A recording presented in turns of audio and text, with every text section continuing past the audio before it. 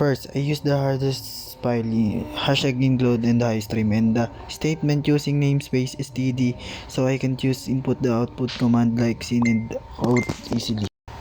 Inside the main function, I declare variables string name to store the username and plot num1, num2, result temp for the numerical input and calculation.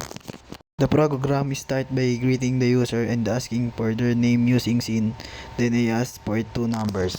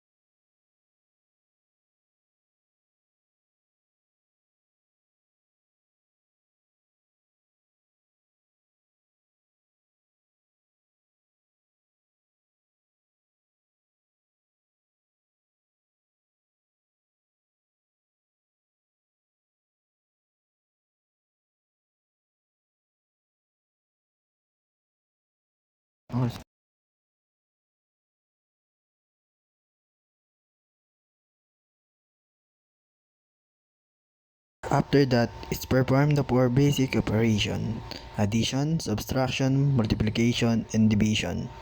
And it's display the result using quote.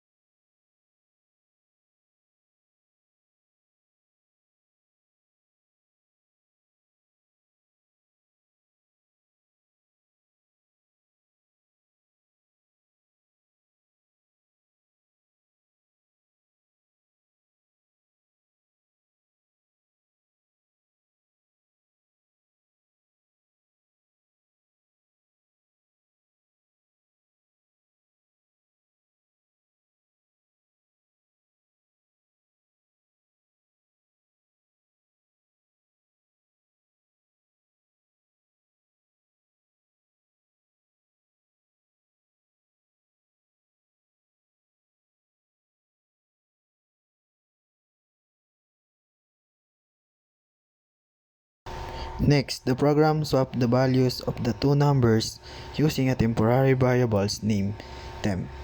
After swapping, it's perform the same four operators again but their time with the swap numbers.